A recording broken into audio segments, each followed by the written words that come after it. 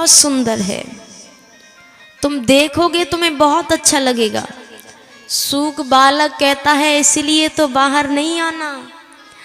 अरे ये दुनिया इतनी सुंदर है, यहाँ आके जीव आपको भूल जाता है, आपको मानने से इनकार कर देता है। ऐसी सुंदरता है इस दुनिया के चकाचौंध में, वो आपको भूल जाता है।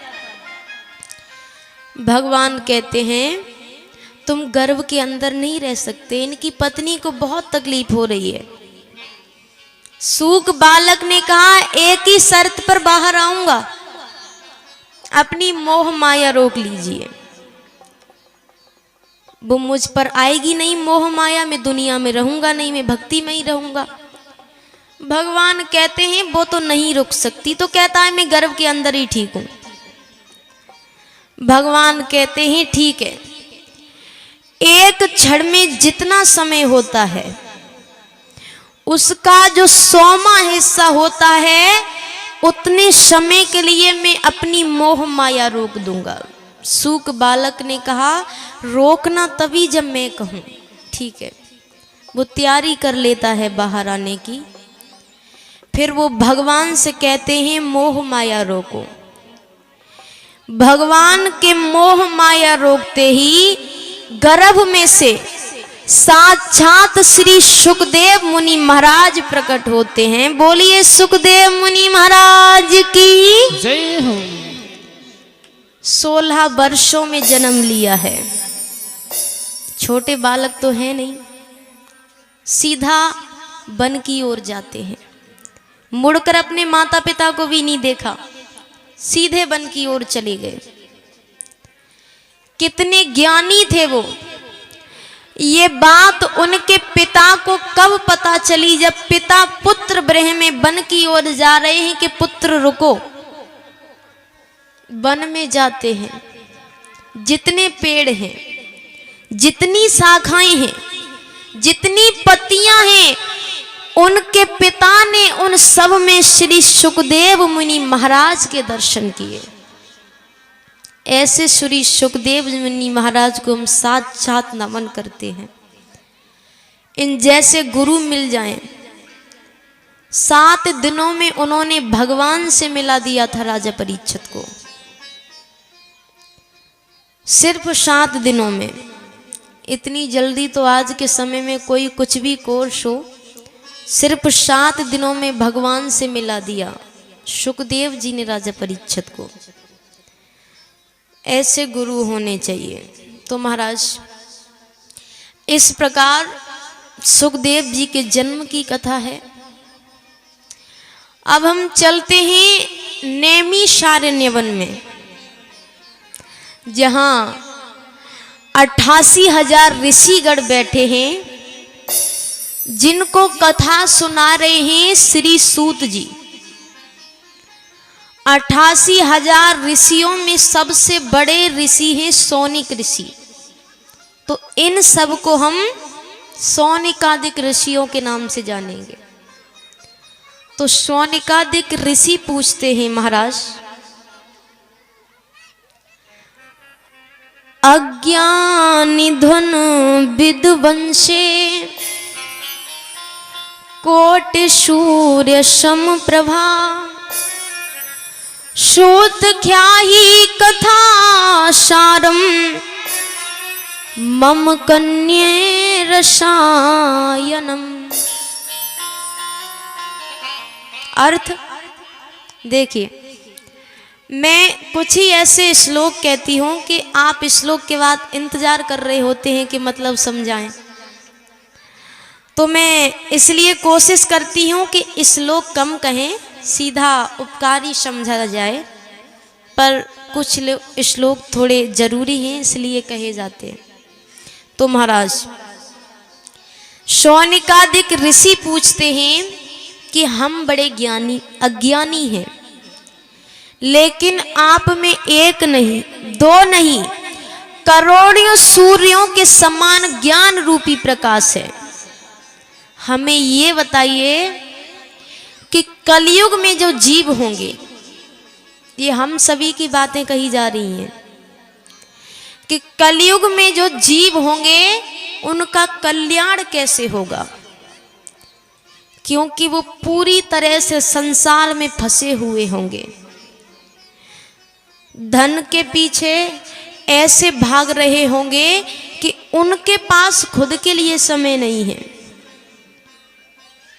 हम आधी जिंदगी इस प्रकार भागने दौड़ने में लगा देते हैं, ये सोचकर कि बाकी की जिंदगी ऐसो आराम में रहेंगे, और कई बार ऐसा होता है कि वो बाकी की जिंदगी मिलती ही नहीं है। क्या फायदा? इसका मतलब ये नहीं कि मेहनत मत करो, पर अपने आज में जियो। भविष्य में ऐसा करेंगे, भविष्य में वैसा करेंगे, भविष्य में परिवार को ये सुविधाएं देंगे, भविष्य में वहां जाएंगे, वो भविष्य भविष्य ही रह जाता है,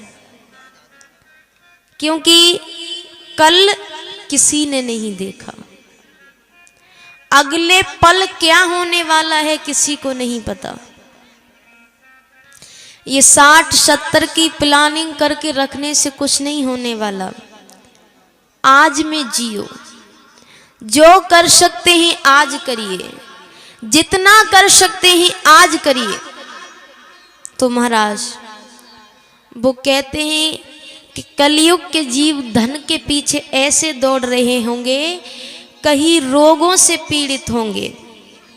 रोग पहले नहीं थे, आज छोटे छोटे बच्चों को बड़े बड़े रोग हो रहे हैं। छोटी छोटी उम्र में लोगों को बड़े बड़े रोग पकड़ लेते हैं। तो रोगों से पीड़ित होंगे, दुखों से ग्रसित होंगे। कौन इस समय में भगवान को याद करेगा? उन्हें अपनी चिंताओं से फुर्सत नहीं मिल रही, तो ऐसे में उनका कल्याण कैसे होगा? सूत जी कहते हैं,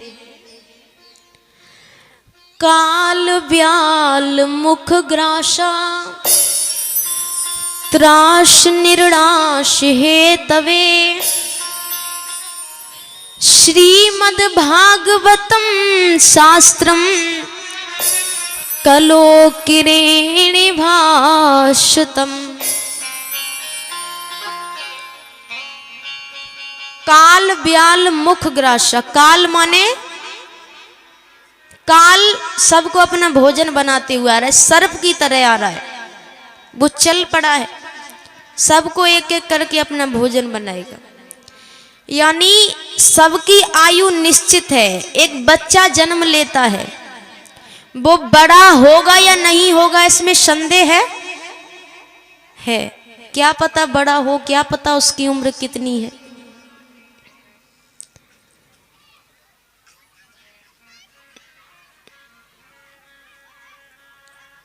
थोड़ा बड़ा होगा, उसकी शादी होगी या नहीं होगी इसमें संदेह है। क्या पता हो, क्या पता ना हो। उसके बच्चे होंगे या नहीं होंगे इसमें संदेह है। क्या पता हो जाए, क्या पता ना हो। वो मरेगा या नहीं मरेगा इसमें संदेह है। इसमें कोई संदेह नहीं है। अगर जन्म लिया है तो मरेगा। एक बहुत अच्छी कहानी सुनाती हूं मैं आपको। देखिए, डराने का तात्पर्य नहीं है, वो तो जब आनी है मृत्यु तभी आएगी। एक बार एक बहुत बड़े सेठ जी थे, बड़े धनवान, बड़ी बड़ी फैक्ट्रियां चल रही थी। झगड़े कई होते थे। अब काम ज्यादा पड़ जाता है तो झगड़े भी होते हैं। कहीं किसी पर गुस्सा उतार दिया, कभी किसी पर। तो वो एक बार एक संत के पास जाते हैं, जाकर पूछते हैं कि आपकी आर्द्रता का कारण क्या है? आप इतनी भक्ति कर लेते हैं, ना किसी से कोई झगड़ा, कुछ नहीं, इसका कारण क्या है? मेरा तो आए दिन झगड़ा होता है। मैं 10 मिनट आगे बैठकर भगवान की पूजा नहीं कर सकता। आपकी आर्द्रता का कारण क्या है? संत समझ गए कि यही प्रश्न मुझे नहीं पता इसने कितनों से किया होगा। तो 2-3 दिन वो प्रश्न जो बताया वो याद रहा, फिर भूल गए। तो संत ने सोचा कि इसको समझाने की जगह कुछ कर कर दिखाते हैं, प्रैक्टिकल में समझाते हैं। संत ने कहा जरा हाथ दिखाना, हाथ दिखाते हैं। वो कहते हैं बाकी की बात छोड़ो, इन 10 दिनों में तुम्हारी मृत्यु है, इन 10 दिनों में तुम मरने वाले हो। अब मरने से पहले क्या करना है क्या नहीं करना तुम देखो। झगड़ा किसी से किया हो तो माफी मांग लो, रिश्ते ठीक कर लो, और जो भी कुछ करना हो तुम देखो, 10 दिनों में तुम्हारी मृत्यु आ जाएगी। ये सोचकर तो महाराज वो बहुत डर जाता है, घर जाता है। 10 दिन निकल गए, 11वां दिन, 12 दिन, 15 दिन हो गए, मृत्यु नहीं आई। अब वो संत के पास जाए, आपने तो कहा था 10 दिन में मृत्यु हो जाएगी, 15 दिन हो गए मृत्यु नहीं आई। संत ने कहा इन 10 दिनों में तुमने क्या किया? क्या किया? अरे मैंने बहुत जिन लोगों के साथ झगड़ा किया सभी से माफी मांगी, सारे रिश्ते सुधार लिए, बच्चों के साथ बहुत समय बिताया, पत्नी के साथ, परिवार के साथ बहुत समय बिताया, कितना दान किया, ये किया वो किया, भगवान की पूजा पाठ की। बोले पर 10 दिनों में इतना कुछ कर लिया, पर जिससे तुम आए दिन प्रश्न कर रहे थे, बोले कैसे ना करूं, 10 दिनों में मृत्यु आने वाली थी, अब मृत्यु से पहले तो करना पड़ेगा ये सब, वरना स्वर्ग नहीं मिलेगा। तो बोले 10 दिनों में तुमने ये सब सिर्फ इसलिए किया क्योंकि मृत्यु आने वाली थी? बोले हाँ। अब पता चल जाए कि मृत्यु आ रही है तो वही व्यक्ति तो अच्छे कर्म करेगा ही। तो बोले मेरी आग्रता का यही कारण है, मैं अपनी मृत्यु को याद रखता हूं कि कभी भी किसी भी समय मृत्यु आ सकती है, मृत्यु को याद रखो। कई बार ऐसा होता है, कई बच्चों से सुनाए, बड़े बड़े बच्चे, उनके माता पिता शायद मृत्यु हो जाए, वो कहते हैं काश हमने एक बार उनको मरने से पहले गले लगा कर कह दिया होता कि हम उनसे कितना प्यार करते। क्यों नहीं कहा? बोले हमें थोड़ी पता था इतनी जल्दी मृत्यु आ जाएगी। मन में ऐसी बातें रह जाए, ऐसा कार्य बताओ तो मृत्यु के बाद याद रखो, मृत्यु को याद रखिए, वो कभी भी आ सकती है।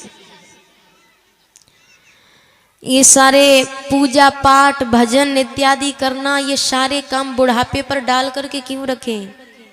दान करना, पूजा पाठ करना, भगवान की बातें करना, सब बुढ़ापे के लिए, कि मृत्यु सबको अच्छी चाहिए।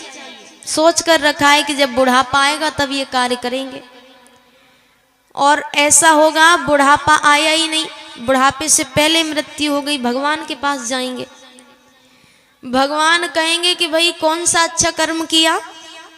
आप कहोगे आपने करने ही नहीं दिया, ये सारी चीजें तो हमने बुढ़ापे पर डाल करके रखी थी। भगवान कहते हैं नहीं करने दिया तो जाओ नरक।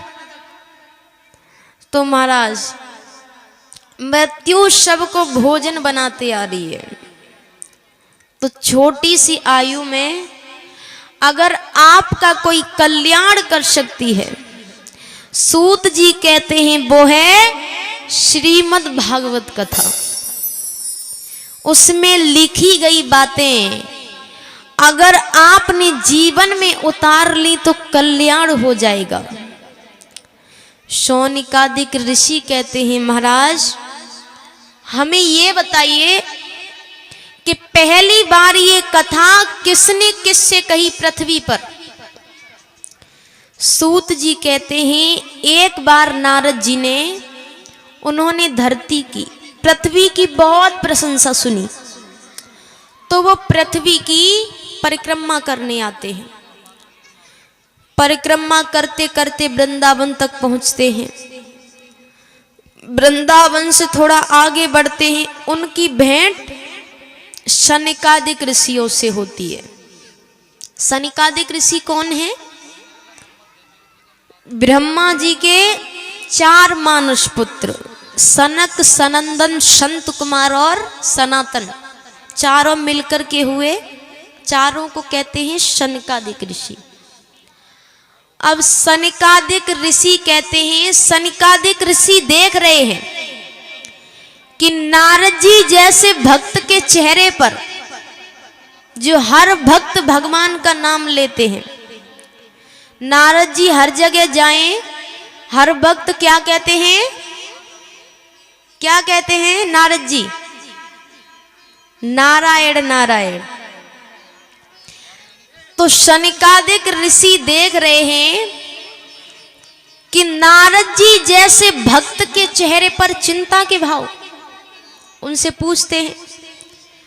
नारद जी ने कहा, मैंने पृथ्वी की बहुत बड़ी प्रशंसा सुन रखी है। राजा हरिश्चंद्र, सती सावित्री बड़े बड़े भक्त हुए।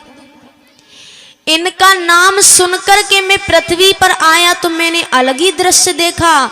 घर घर में कलह हो रही है, भाई भाई से लड़ रहा है, माता पिता को घर से बाहर निकाला जा रहा है, बेटियों को गर्भ के अंदर मारा जा रहा है। क्योंकि एक बेटी ना तो गर्भ के अंदर सुरक्षित है, ना तो गर्भ के बाहर सुरक्षित है।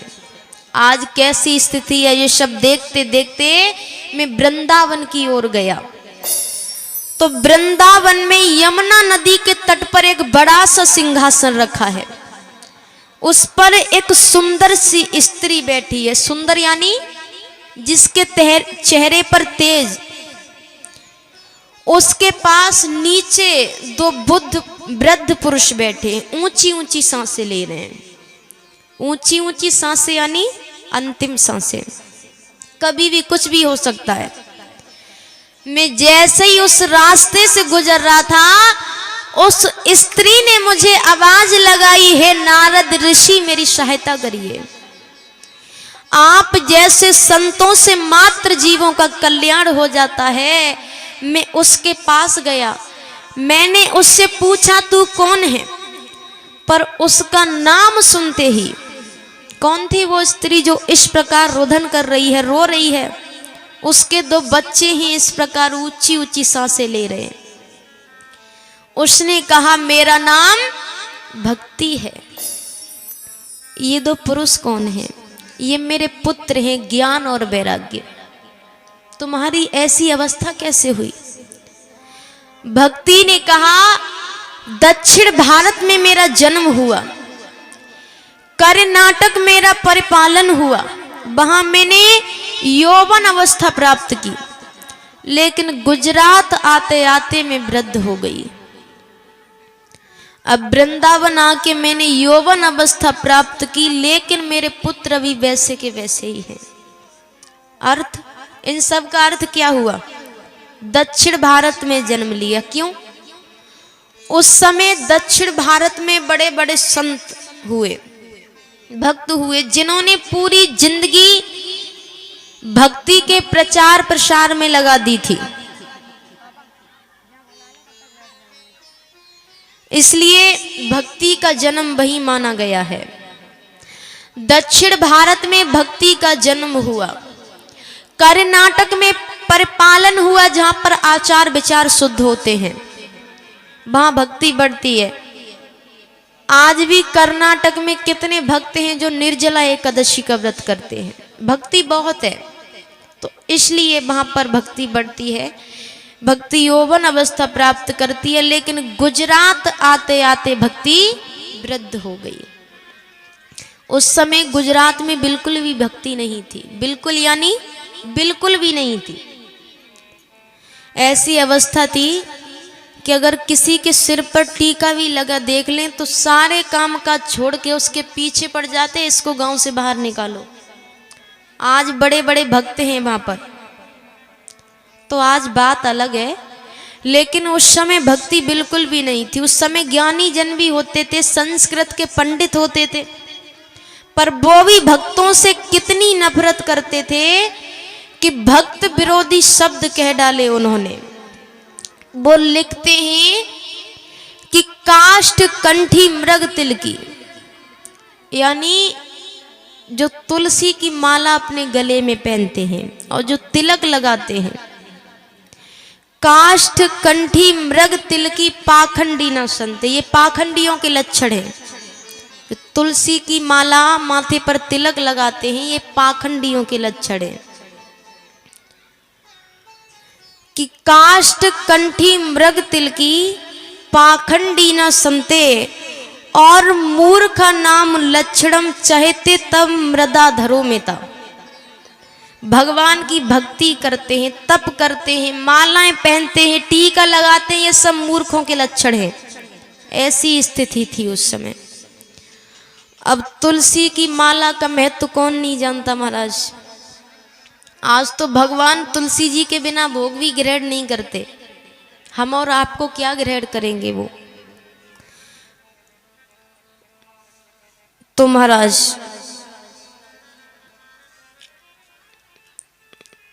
तुलसी जी की महिमा इतनी बड़ी महिमा है। रसखान जी को कितने भक्त जानते हैं। और जो भी हमारी माता बहनें जा रही हैं, सभी से निवेदन है आरती प्रसाद लेकर के ही जाएं। और अभी कुछ ही पलों में माँ भगवती की झांकी भी आ रही है, और ज़्यादा समय नहीं लेंगे, 20-25 मिनट और होगी, उसके बाद में आरती होगी। तो सभी से निवेदन है सभी आरती कर कर ही जाएं।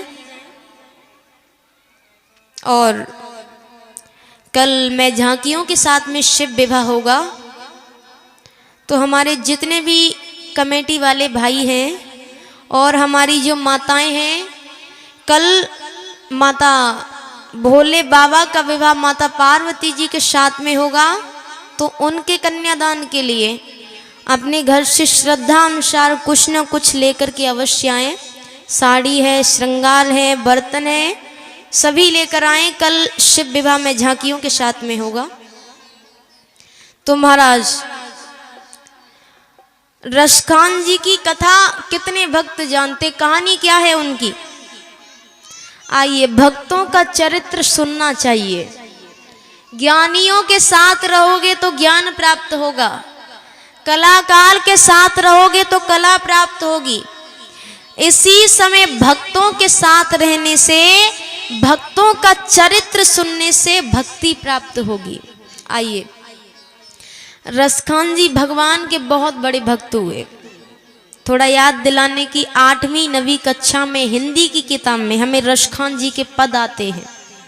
श्री कृष्ण की कविताएं लिखी होती हैं उसमें, और नाम होता है रसखान जी के पद। ये वही रसखान जी हैं। आइए, नाम से तो आप समझ गए होंगे खान, भगवान के बारे में कुछ नहीं पता, कृष्ण के बारे में कुछ नहीं पता। जैसे हर पुरुषों की आदत होती है, कई पुरुषों की आदत होती है काम से पहले या काम के बाद में कोई ना कोई चाय की दुकान पर या पान की दुकान पर दोस्तों से मिलते हैं, बातचीत करते हैं। रसखान जी की आदत थी, काम से पहले एक पान की दुकान पर जाते थे, पान खाते थे, उसके बाद काम पर निकल जाते थे। एक बार पान वाले ने अपनी दुकान खोली, ठीक ठाक करवाई, और अपनी दुकान पर एक सुंदर सी तस्वीर लगाई भगवान की। तस्वीर भी कौन सी? लड्डू गोपाल की, बाल रूपी भगवान, छोटे से भगवान। अब रसखान जी आए, पान बनाने को कहा, दुकान देख रहे हैं नई लग रही है, रंग करवाया है। देखते देखते नजर तस्वीर पर पहुंची। अरे कितना सुंदर बालक है ये बड़ी बड़ी आंखें, ये मोर मुकुट, ये घुंघराले बाल, इतना मासूम चेहरा। उन्हें क्या पता ये भगवान की तस्वीर है, उन्हें लगा किसी बच्चे की तस्वीर है। देखते देखते नजर पैरों पर जाती है। अरे इतना छोटा सा बालक, इसके माता पिता ने इसके पैरों में जूतियां नहीं पहनाई। ये जमीन पर पैर रखेगा और उसके पैरों में कांटे चुभ जाएंगे। अब पहले की बात, तब इतने पक्के रास्ते होते नहीं थे, तो कई छोटे छोटे कंकड़ इत्यादि रास्ते में बहुत होते थे। रसखान जी ने कहा, अरे सुनो, इस बच्चे के माता पिता से कहना कि इसको जूतियां पहना दे। अब सुबह सुबह का समय, बोनी हुई नहीं है, अब कौन इन्हें समझाने जाए कि ये भगवान है, इससे क्या कहे।